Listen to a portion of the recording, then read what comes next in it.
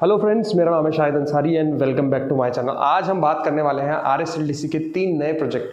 पहला है राज क्विक, दूसरा है सक्षम, तीसरा है समर्थ। इसमें हम राज क्विक का वीडियो बना चुके हैं और अपलोड कर चुके हैं, आप उसको देख चुके होंगे आई थिंक। आज हम बात करने वाले हैं सक्षम प्रोजेक्ट की और वीडियो बहुत अच्छा होने वाला है। वीडियो चालू करने से पहले प्लीज़ मेरे चैनल को सब्सक्राइब कीजिए, लाइक का बटन दबाइए, बेल आइकन का बटन दबाइए ताकि आपको हमारे चैनल के आने वाले लेटेस्ट वीडियो मिलते रहें। तो आइए वीडियो चालू करते हैं।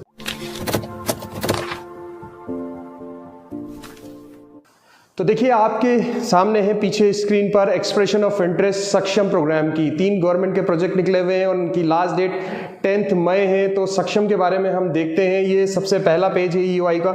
यहाँ पर लिखा हुआ है expression of interest EOI general for submission of proposal to undertake the project under मुख्यमंत्री कौशल विकास योजना। ठीक है, एक सक्षम प्रोजेक्ट है जो स्वरोजगार के लिए है। 2 तरीके के प्रोजेक्ट RSLDC निकालता है, जिसमें एक वेज एम्प्लॉयमेंट होता है और एक सेल्फ एम्प्लॉयमेंट वाला होता है। तो सक्षम जो हमारा प्रोजेक्ट है वो सेल्फ एम्प्लॉयमेंट के लिए होता है। आगे चलते हैं हम कि इस जो EOI में क्या क्या दिया हुआ है और किस किस जगह पर आप एलिजिबल हैं, किस तरीके से आपको अपना जो है प्रोजेक्ट लगाना है। यहाँ पर जो डेट ऑफ इशू आ रहा है वो 18 अप्रैल को ये EOI निकल चुका है। इसके बाद कुछ RSLDC का बैकग्राउंड है जो आप सब जानते ही हैं। ये स्किल डेवलपमेंट में राजस्थान में डील करती है पूरा एजेंसी और सबको जो है प्रोजेक्ट्स प्रोवाइड कराती है। पूरा का पूरा इनका ऑब्जेक्टिव और सारी चीज़ें लिखी हुई हैं जो आप पढ़ सकते हैं। इसके बाद हम कुछ पैरामीटर्स पर आते हैं जहां पर हमें पता चलता है कि हमारी ऑर्गेनाइजेशन एलिजिबल है या नहीं है, हम प्रोजेक्ट फाइल कर सकते हैं नहीं कर सकते, कितना टर्नओवर होना चाहिए, क्या क्या आपके पास क्रेडेंशियल होना चाहिए। तो उनके बारे में यहाँ से हम देखते हैं। एक बार आपको सबसे पहले यहाँ पर पता चलता है कि आपकी फर्म किस तरीके की होनी चाहिए, वो यहाँ से इस पैराग्राफ में आपको पूरा बता दिया जाता है। यहाँ पर लिखा हुआ है आपके पास प्रोप्राइटरशिप होना चाहिए, पार्टनरशिप होना चाहिए, प्राइवेट लिमिटेड या LLP या फिर कोई भी गवर्नमेंट इंस्टीट्यूशन या प्राइवेट सेक्टर या यूनिवर्सिटी, जो ये सारी चीज़ें जो भी इनमें आ रही है तो वो लोग इनमें अप्लाई कर सकते हैं, are eligible to file this project. आगे हम लोग चलते हैं, ये वाली एजेंसीज भी जो हैं वो मतलब एलिजिबल होंगी। इनमें लिखा हुआ है have been active and operational continuously anywhere in the country. Operational होना चाहिए, बंद नहीं होना चाहिए। The agency have registered office in Rajasthan, उसका जो रजिस्टर्ड ऑफिस है वो राजस्थान में होना चाहिए। ठीक है, तो ये कुछ चीज़ें हैं जो आपको इस प्रोजेक्ट में एलिजिबल बनाती हैं। इसके बाद हम देखते हैं एलिजिबिलिटी क्राइटेरिया, इसका कुछ और भी है, देख लेते हैं हम। टर्नओवर कितना आपके पास प्रोफाइल का होना चाहिए, तो टर्नओवर के बारे में आप देख लेते हैं। For agency already operating in skill development, यानी ये टर्नओवर उनके लिए है जो ऑलरेडी स्किल डेवलपमेंट का काम कर रहे हैं पास्ट 3 ईयर से। तो उनके लिए जो एवरेज टर्नओवर होना चाहिए वो 5 लाख का होना चाहिए। 5 लाख का अगर आपके पास 2019-20, 20-21 और 21-22 में अगर आपका टर्नओवर सिर्फ 5 लाख है तो आप एलिजिबल हो। अगर आप स्किल डेवलपमेंट इंडस्ट्री में काम कर रहे हैं तो। अगर आप स्किल डेवलपमेंट इंडस्ट्री में काम नहीं कर रहे हैं, जैसा कि इस पॉइंट में लिखा हुआ है for agency not presently working in skill development domain, तो उनके लिए जो आपके पास जो टर्नओवर एलिजिबिलिटी है वो है 50 लाख की। आपके पास 3 साल एवरेज जो टर्नओवर आपके पास होना चाहिए वो आपके पास 50 लाख का होना चाहिए। तो इट्स बेटर कि हम मतलब अगर स्किल डेवलपमेंट का काम करें और स्किल डेवलपमेंट का काम करके हम 5 लाख में एलिजिबल हो जाते हैं। अगर तो जो लोग आगे थोड़ा सा दूर का सोच रहे हैं, अभी उनका पहला ही साल है या फिर उन्होंने कंपनी नई रजिस्टर्ड ही की है, तो उनके लिए एक यहाँ पर लर्निंग है कि अपनी प्रोफाइल पर स्किल डेवलपमेंट के कोर्सेज चलाएं 3 साल तक, ताकि आप इस प्रोजेक्ट में, क्योंकि ये सबसे मिनिमम है, इससे कम टर्नओवर की एलिजिबिलिटी का प्रोजेक्ट आपको राजस्थान में ही नहीं पूरे इंडिया में कहीं नहीं मिलेगा। तो this is the best project to pitch the skill development project at your company और फर्म। तो यहां पर जैसा कि हम देख सकते हैं 3 साल में सिर्फ 5 लाख का ही आपको टर्नओवर बताना है और आप इजीली इसमें एलिजिबल हो जाते हो। यहाँ पर हमने देखते हैं besides following details are mandatory to be submitted. कुछ डिटेल्स जो है, अगर आपके पास स्किल डेवलपमेंट सेंटर ऑलरेडी और आप 5 लाख का टर्नओवर जो है वो लेते हैं तो कुछ डिटेल्स जो है हमें देखनी चाहिए। Details of minimum 1 skill development centre located in the state UT of India which functional operation in the more than 2 years on the date of application. आपके पास राजस्थान के अंदर कोई एक स्किल डेवलपमेंट सेंटर होना चाहिए जिसकी पूरी डिटेल इनमें हमें देनी होती है। इसके बाद 1 time capacity of the training centre should not be less than 90 candidates, यानी एक साथ कम से कम 90 कैंडिडेट्स उस ट्रेनिंग सेंटर पर बैठना चाहिए तो वो एलिजिबल होगा। डिटेल्स ऑफ यूथ ट्रेन 300 का ट्रेनिंग और 150 यूथ का प्लेसमेंट आपके पास होना चाहिए कि आपने उस सेंटर पर 300 जनों की ट्रेनिंग कराई है और उसमें से 150 यूथ की आपने जो है प्लेसमेंट करवाई हुई है। 150 से कम नहीं होना चाहिए। तो इस तरीके से आप स्किल डेवलपमेंट जो वाला जो ब्रैकेट है, ये वाला जो पूरा ब्रैकेट है, इसमें आप एलिजिबल हो जाते हो। तो आप देख सकते हैं कि आपकी फर्म किस में लाई करती है और इस अकॉर्डिंग आप अपना प्रोजेक्ट लगा सकते हैं। नेक्स्ट चलते हैं आगे, थोड़ा सा देखते हैं आगे ईओआई में क्या है।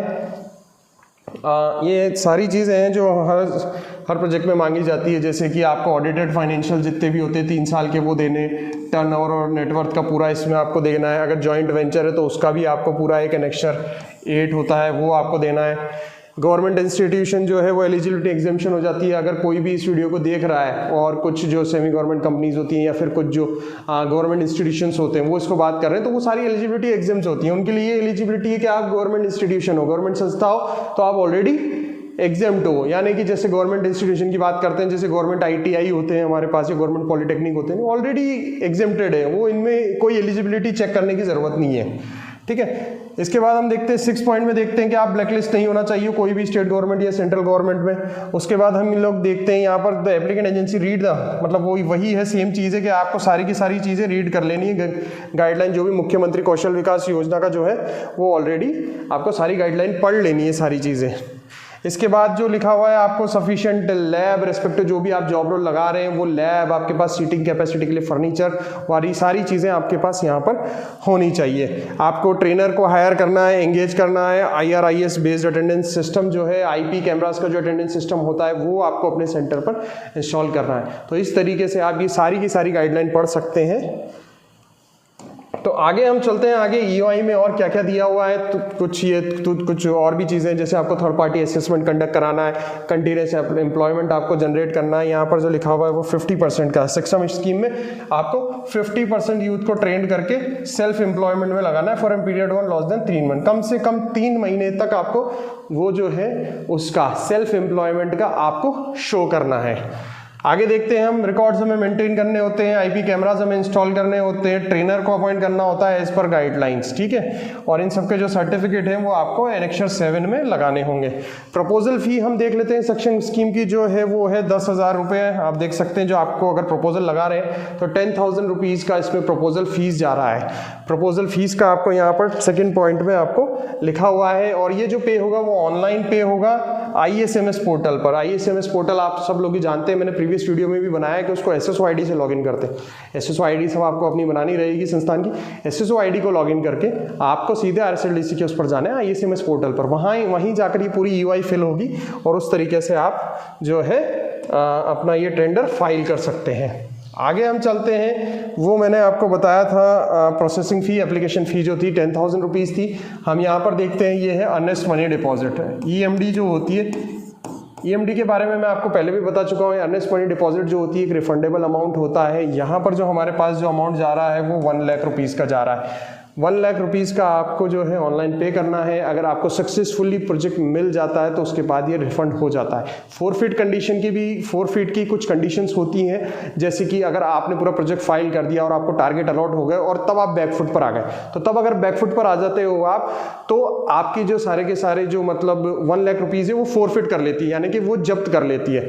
तो कुछ कंडीशंस होती है जहाँ पर ये रिफंडेबल नहीं होता है। अगर आप RSLDC का टाइम वेस्ट करोगे, आप उनको मतलब सारी चीज़ें मतलब करवा के प्रोसेस करवा कर अगर बैकफुट हो जाओगे, अगर वर्क ऑर्डर आ गया उसके बाद भी बैकफुट हो गए, तो वो आपका जो 1 लाख रुपीज़ का जो अमाउंट है वो फोरफिट हो जाता है, वो आपको वापस नहीं मिलता है। और अगर पूरा प्रोजेक्ट कंप्लीट करते हैं आप तो सारी चीज़ें ईजीली हो जाती हैं और आपको EMD जो है वो रिफंड हो जाती है। ठीक है, ये जो कंडीशंस लिखी हुई हैं ये मैं आपको ऑलरेडी समझा चुका हूँ। ये वाली जो सारी कंडीशन है कि जो मैंने आपको बता दी कि किस किस कंडीशन में आपका जो अमाउंट है वो फोरफिट हो जाता है। ठीक है, ये था बात EMD का हमारा। अब हम बात करते हैं PhD का। PhD क्या होती है? परफॉर्मेंस सिक्योरिटी डिपॉजिट होता है। जैसे आप सेंटर चालू कर लेते हैं तो 50,000 रुपीज़ पर सेंटर आपको सबमिट कराना पड़ता है। जी हाँ, ये 50,000 रुपीज़ 1 लाख में से आप मैनेज करवा सकते हो। अगर 1 लाख रुपीज़ RSLDC के पास जमा है तो ये 50,000 रुपीज़ आप उसमें मैनेज करवा सकते हो। और जैसे 1 लाख रुपीज़ 50,000 का एक सेंटर है तो 2 सेंटर आप लोग चालू कर सकते हो और ये एज इट इज़ ये मैनेज हो जाएगी और आपको as a performance security deposit आपका जमा हो जाएगा। परफॉर्मेंस सिक्योरिटी डिपॉजिट यही है, अगर आप कोई बैच चालू करते हैं तो उसको पूरा कंप्लीट साइकिल तक आपको कंप्लीट करना पड़ेगा। कंप्लीट साइकिल करके सारी चीज़ें आप अगर कंप्लायंसेस पूरे कर अगर आप इसको रिफंड मांगते हैं तो ये रिफंड हो जाती है। अगर आप बीच में बिना किसी बैच को ख़त्म किए अगर कुछ भी करते हैं तो ये वापस से फोरफिट हो जाती है, यानी कि जब्त हो जाती है। तो ये इस केस के लिए बनाई गई है कि आपको पूरा का पूरा जितना भी ट्रेनिंग प्रोसेस है और सारे के सारे एंड तक जितने भी कंप्लायंसेस है वो पूरे करने होते हैं। ठीक है, इसके बाद हम आगे चलते हैं। थोड़ा सा ड्यूरेशन ऑफ द प्रोजेक्ट जो है वो 1 साल का है। इसके बाद फंडिंग पैटर्न जो है, फंडिंग पैटर्न के बारे में कुछ जानकारी दी हुई है यहाँ पर। फंडिंग पैटर्न है 23 रुपीज़ पर आवर पर ट्रेनिंग, यानी 23 रुपये आपको पर आवर मिल रहे हैं। सपोज करते हैं अगर आपको 200 घंटे का कोई ट्रेनिंग मिलती है कोई जॉब रोल, तो उसको 200 × 23 कर लेंगे आप, तो आपको जो मतलब मिलने वाला है वो ये मिलने वाला है 4,600 रुपये पर कैंडिडेट आपको मिलेगा। लेकिन हम समझते हैं 200 आवर का बहुत मतलब जो होते हैं, मतलब जो जॉब रोल होते हैं वो बहुत कम होते हैं।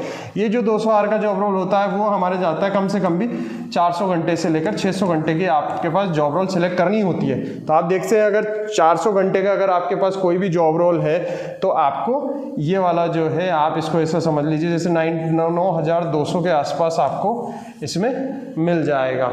जो पर कैंडिडेट का जो कॉस्ट होता है तो वो 9,200 के आसपास आपको पड़ जाता है पर कैंडिडेट इसमें।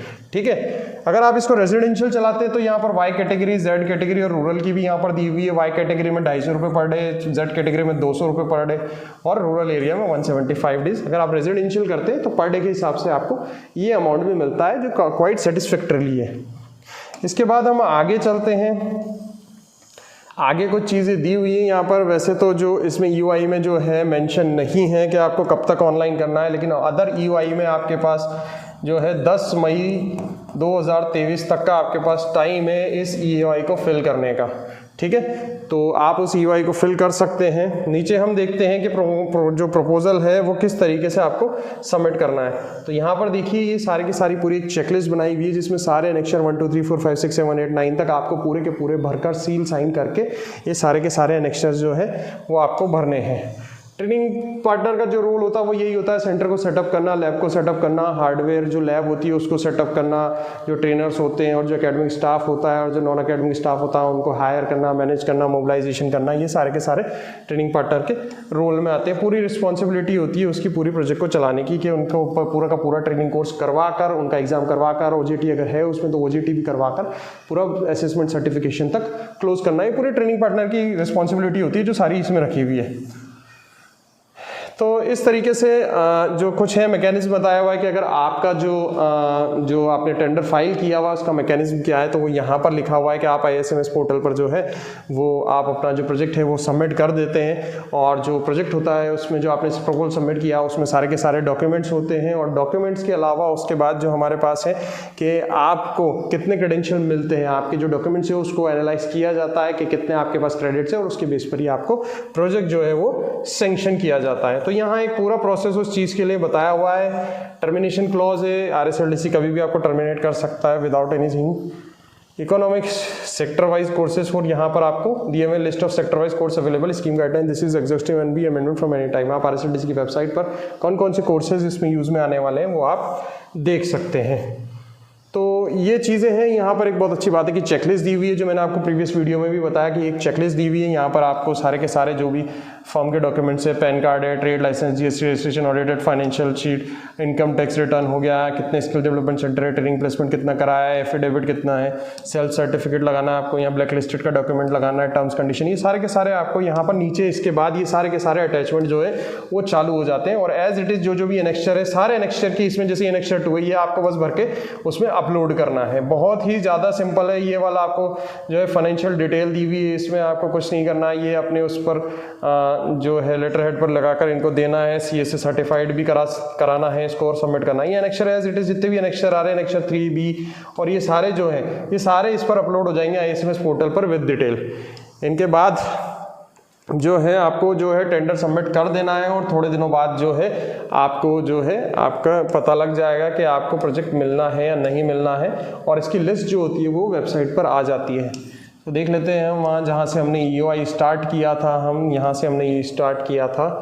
तो वापस हम वहीं आ चुके हैं और ये था पूरा सक्षम स्कीम के बारे में कि किस तरीके से आप एक प्रोजेक्ट अप्लाई कर सकते हैं ISMS पोर्टल पर और किस तरीके से आप एक सबसे कम टर्नओवर की एलिजिबिलिटी वाले प्रोजेक्ट को किस तरीके से फाइल कर सकते हैं। और ये लर्नर्स के लिए बहुत ज़्यादा ज़रूरी है ये वाला प्रोजेक्ट। अगर आप पहली बार स्किल डेवलपमेंट प्रोग्राम्स में गवर्नमेंट के प्रोजेक्ट्स लेना चाहते हैं तो this is the right project to pitch the skill development programmes. ये सही, बिल्कुल सही प्रोजेक्ट है क्योंकि इसमें 5 लाख की एलिजिबिलिटी, और इतनी कम एलिजिबिलिटी मुझे ऐसा लगता है कि बहुत कम प्रोजेक्ट्स में होती है।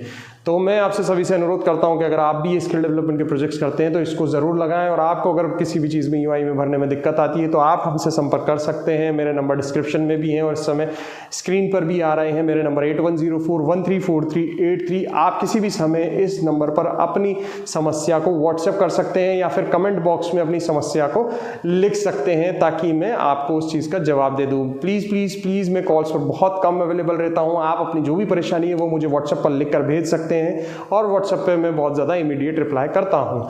तो thank you so much guys इसी तरीके की वीडियोस देखने के लिए। प्लीज़ प्लीज़ प्लीज़ मेरे वीडियो को लाइक करें, चैनल को सब्सक्राइब करें, बेल आइकन के बटन पर क्लिक करें और मेरे आने वाले लेटेस्ट नोटिफिकेशन आपको मिलते रहेंगे। तो इसी तरीके के वीडियोज़ देखने के लिए प्लीज़ प्लीज़ प्लीज़ मेरा चैनल सब्सक्राइब करें। Thank you so much guys for watching my channel. Thank you.